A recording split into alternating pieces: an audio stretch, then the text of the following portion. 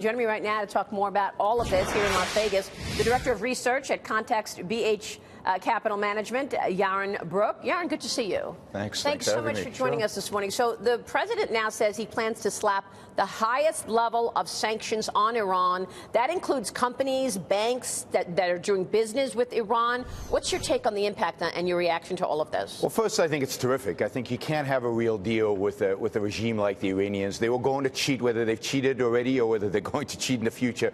They're going to cheat on a deal like this, and the deal was full of holes. So he's right.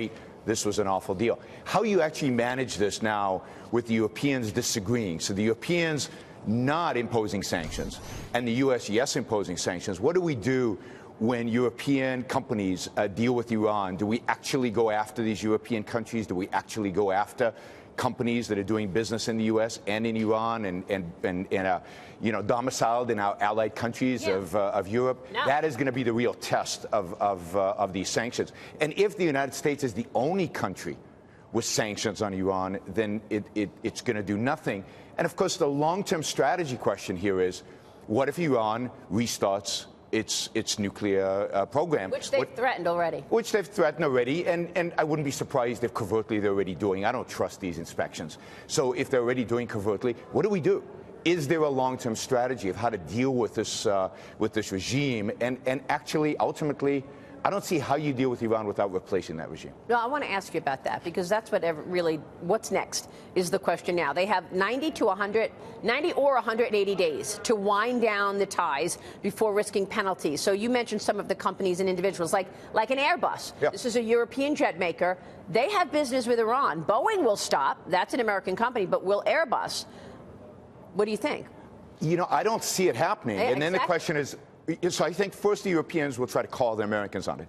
So they won't stop, and then they'll see what the Trump administration does. They'll see, will the U.S. then impose sanctions on Airbus? And that would be huge if we got into some kind of real dispute with our European allies. With international companies. With international companies, and that's what was happening. When the original sanctions were imposed, it was an international program, so the Europeans played along with us. But if the Europeans diverge from the U.S., what will the U.S. actually do? Yeah. That's going to be crucial to whether this is going to have the impact that they want it to have or not. So Israeli Prime Minister Benjamin Netanyahu spoke out yesterday, calling the president's decision an historic move. He said leaving the deal unchanged would be a recipe for disaster. Do you agree with that as an Israeli American? Well, I do, and I think Netanyahu's been saying this from the beginning, right? I mean, a lot of us have been saying the deal was a bad deal from day one, and that something had to be done. Whether this is a first step in a real formulated strategy to deal with the Iranian regime, I would like to see real efforts go into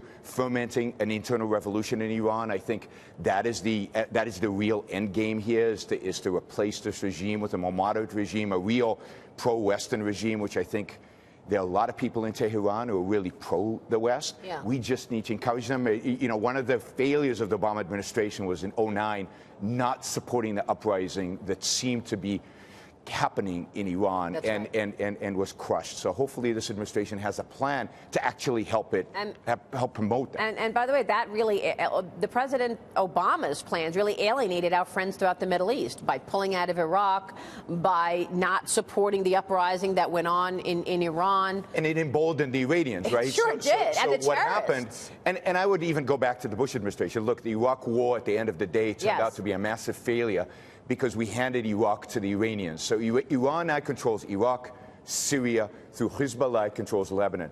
To the south of Saudi Arabia, it controls Yemen. Saudis feel completely constrained. Inside Saudi Arabia, there is a fairly large minority of Shiites who actually occupy the oil-rich part of Saudi Arabia. The Saudis feel constrained by all sides because of, to a large extent, because of the failure, I think, of American foreign policy. The question is, do the Saudis now trust this administration?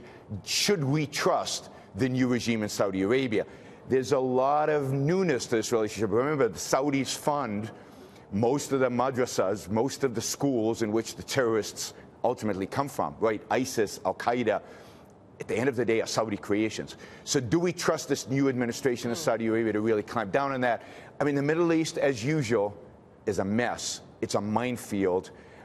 We'll see if this administration has the chops to deal with it. Well, I don't know. You make a good point. I mean, when I sat down with the Crown Prince back in November of last year, he said, look, we want to live like normal people. We want to live like before it was the Iranian Revolution. And he also said he wants to stomp out extremists, get them down to 5% of the population. He said it was up to like 40% of the population, the extremists. So two things. One, is he real, right? Is he for real? Well, he has a good relationship with so. Donald Trump, that's for sure. We hope he's for real.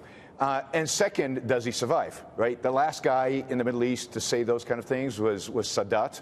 And, of course, we know what happened to him in the early 1980s. He was killed, right? So this is a region that is not very hospitable to Muslim leaders who want peace with Israel or Muslim leaders who actually want Western values. Let me bring you back to the U.S. because House Speaker Paul Ryan now says that his chamber will soon take up a bipartisan bill easing some of the strict financial rules under Dodd-Frank. Here's what he said.